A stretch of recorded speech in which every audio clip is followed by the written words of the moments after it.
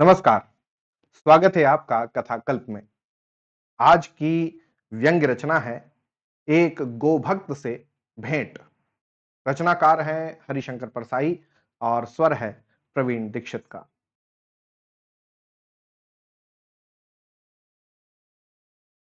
एक शाम railway station पर एक स्वामी जी के दर्शन हो गए। ऊंचे, गोरे और तगड़े साधु थे। चेहरा लाल, गेरुए रेशमी कपड़े पहने थे। साथ एक छोटे साइज का किशोर सन्यासी था। उसके हाथ में ट्रांजिस्टर था और वह गुरु को रफी के गाने सुना रहा था। मैंने पूछा, स्वामी जी, कहां जाना हो रहा है? स्वामी जी बोले, दिल्ली जा रहे हैं बच्चा। स्वामी जी बात से दिलचस्प लगे। मैं उनके पास बैठ गया। वे भी बेंच पर पालथी मारकर बैठ गए। सेवक को गाना बंद करने के लिए कहा। कहने लगे, बच्चा, धर्म युद्ध छिड़ गया। गो रक्षा आंदोलन तीव्र हो गया है। दिल्ली में संसद के सामने सत्याग्रह करेंगे। मैंने कहा, स्वामी जी, यह आंदोलन किस हेतु चलाया जा रहा है? स्वामी ने कहा, तुम अज्ञानी मालूम होते हो बच्चा। अरे गौ की रक्षा करना है। गो हमारी माता है, उसका वध हो रहा है। मैंने पूछा, "अ, वध कौन कर रहा है?" वे बोले, ये विधर्मी कसाई। उन्हें वध के लिए गो कौन बेचते हैं? वे आपके सधर्मी गोभक्त ही है ना? स्वामी जी ने कहा, सो तो है, पर वे क्या करें? एक तो गाय व्यर्थ खाती है, दूसरे बेचने से पैसे मिल जाते हैं। यानी पैसे के लिए माता का जो वध करा दे, वही सच्चा गो पूजक हुआ। स्वामी जी मेरी तरफ देखने लगे। बोले, तर्क तो अच्छा कर लेते हो बेटा, पर यह तर्क की नहीं, भावना की बात है। इस समय जो हजारों गोभक्त आंदोलन कर रहे हैं, उनमें शायद ही कोई गो पालता हो, पर आंदोलन कर रहे हैं, यह भावना की बात है। स्वामी जी से बातचीत का रास्ता खुल चुका था। उनसे जमकर बातें हुई, जिसमें तत्व मंथन हुआ।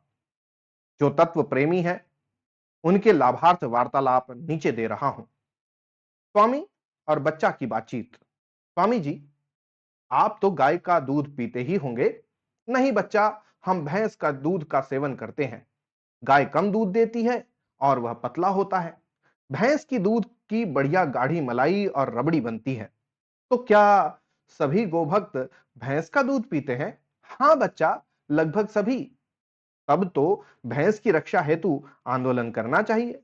भैंस का दूध पीते हैं, मगर माता गौ को कहते हैं। जिसका दूध पिया जाता है वही तो माता कहलाएगी। यानी भैंस को हम माता। नहीं बच्चा, तर्क ठीक है, पर भावना दूसरी है। स्वामी जी, हर चुनाव के पहले गोभक्ति क्यों जोर पकड़ती है? इस मौसम में कोई खास बात है क्या? बच्चा, जब चुनाव आता है, तुम हमारे नेताओं को गोमाता सपने में दर्शन देती है। कहती है, बेटा चुनाव आ रहा है, अब मेरी रक्षा का आंदोलन करो। देश की जनता अभी मूर्ख है, मेरी रक्षा का आंदोलन करके वोट ले लो।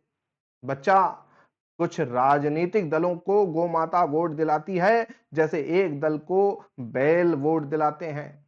तो ये नेता एकदम आंदोलन छेड़ देते हैं और हम साधुओं को उसमें शामिल कर लेते हैं। हमें भी राजनीति में मजा आता है। बच्चा, तुम हमसे ही पूछ रहे हो, तुम तो कुछ बताओ, तुम कहां जा रहे हो? स्वामी जी, मैं मनुष्य रक्षा आंदोलन में जा रहा हूं। यह क्या होता है बच्चा? स्वामी जी, जैसे गाय के बारे में मैं अज्ञानी हूं, वैसे ही मनुष्य के बारे में आप हैं। पर मनुष्य को कौन मार रहा है? इस देश के मनुष्य को सूखा मार रहा है, अकाल मार रहा है, महंगाई मार रही है, मनुष्य को मुनाफाखोर मार रहा है, काला बाजारी मार रहा है, भ्रष्ट शासन तंत्र मार रहा है। सरकार भी पुलिस की गोली से चाहे जहां मनुष्य को मार रही है। स्वामी जी, आप भी मनुष्य रक्षा आंदोलन में शामिल हो जाइए ना। नहीं बच्चा, हम धर्मात्मा आदमी हैं, हमसे यह नहीं होगा। एक तो मनुष्य हमारी दृष्टि में बहुत तुच्छ है। ये मनुष्य ही तो हैं जो कहते हैं मंदिरों और मठों में लगी जायदाद को सरकार जब्त कर ले।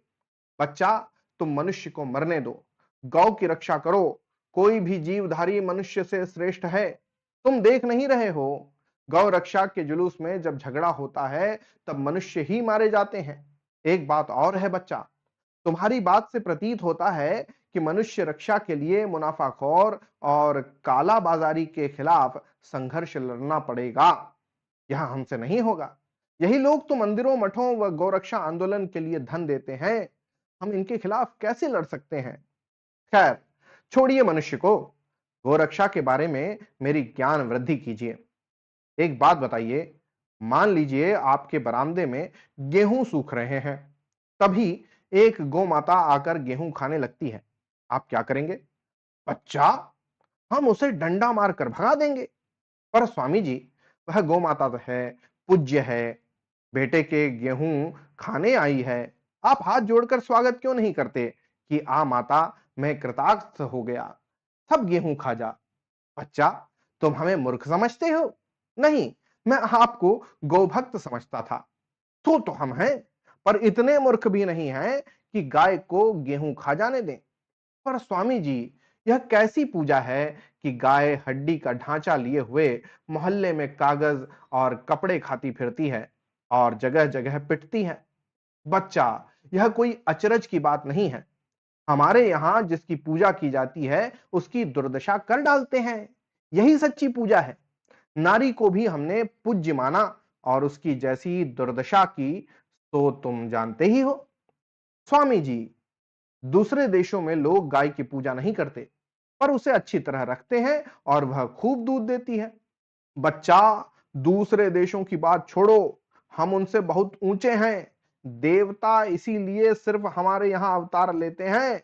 दूसरे देशों में गाय दूध के उपयोग के लिए होती है। हमारे यहां वह दंगा कराने, आंदोलन करने के लिए होती है। हमारी गाय और गायों से भिन्न है। स्वामी जी, अब समस्याएं छोड़कर आप लोग इसी एक काम में क्यों लग गए हैं? इसी से सबका भला हो जाएगा बच्चा।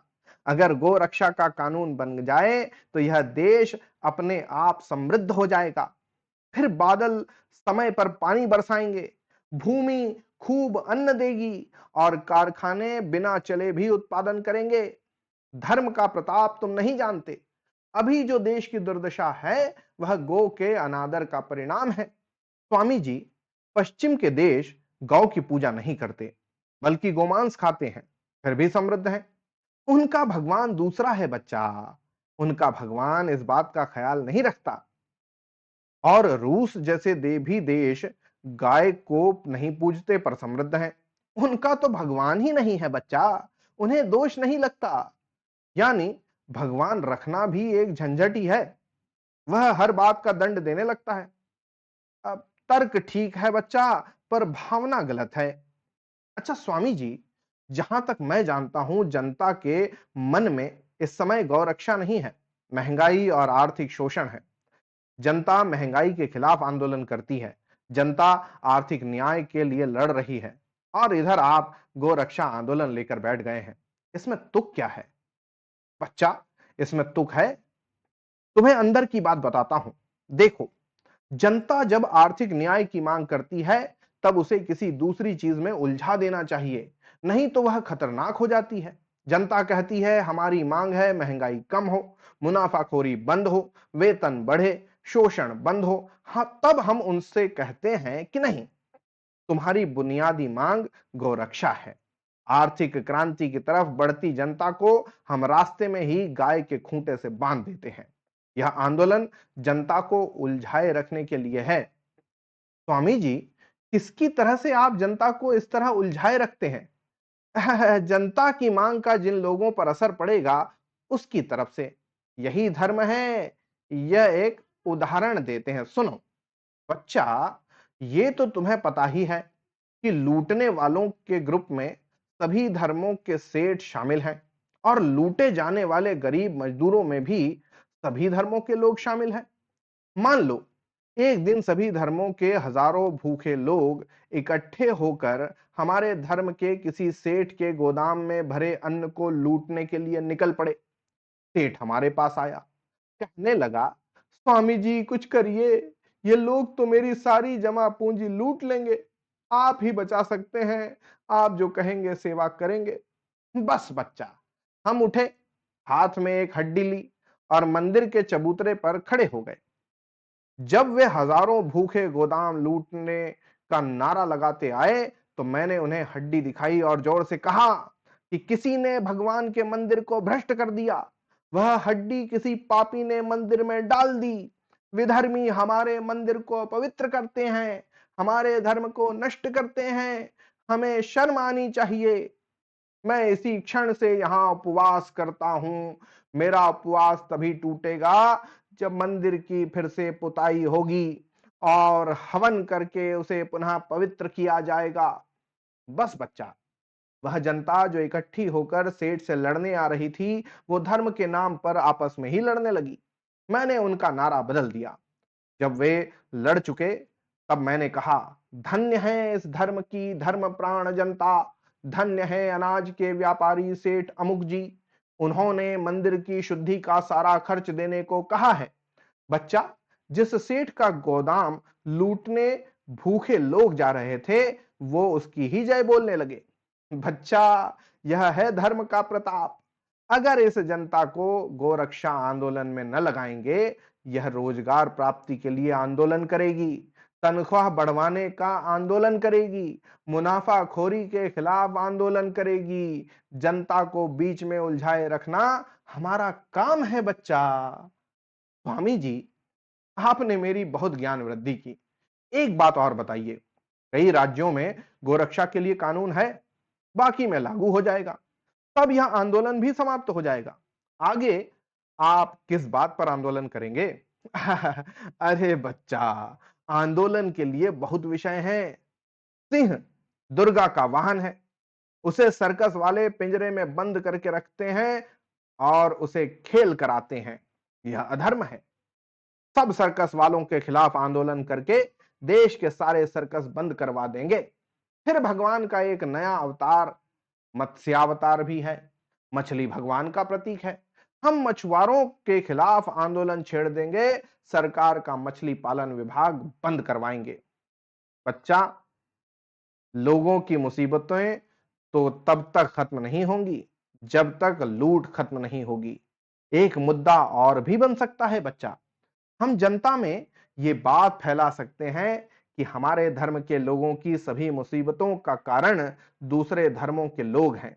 हम किसी ना किसी तरह जनता को धर्म के नाम पर उलझाए रखेंगे बच्चा। इतने में गाड़ी आ गई। स्वामी जी उसमें बैठकर चले गए। बच्चा वहीं रह गया। तो ये थी आज की व्यंग्य रचना। आपको कैसी लगी जरूर बताइएगा। होती है अगली कहानी में फिर मुलाकात। तब तक के लिए धन्यवाद और जय हिंद।